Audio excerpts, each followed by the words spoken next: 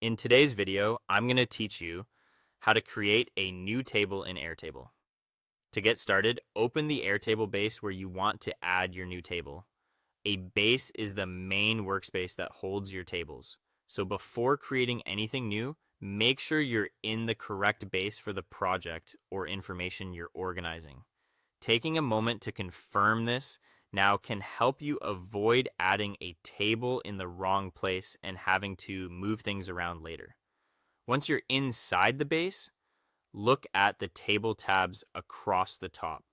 These tabs show all the existing tables in that base and help you understand how your information is currently organized.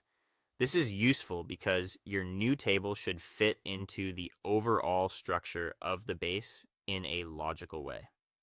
Before adding it, it's a good idea to quickly check what tables already exist so you don't accidentally create a duplicate. Next, click the plus button or the Add Table option. This is the starting point for creating a new table.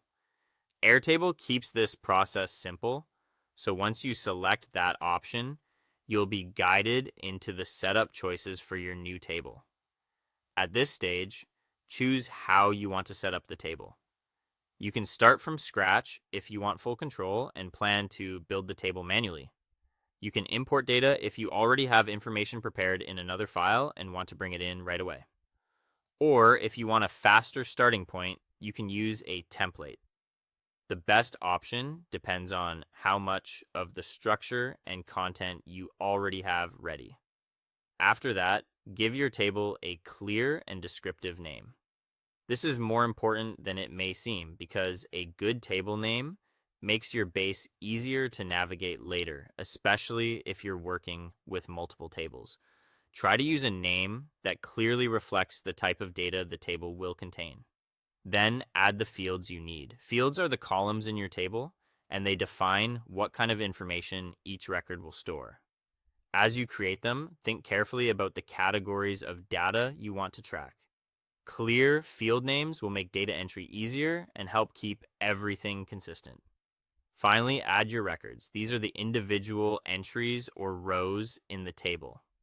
You can enter them manually if you're starting fresh, or import them if your data already exists elsewhere. Once your records are in place, your new table is ready to use and can become part of your larger Airtable workflow. And that's how to create a new table in Airtable.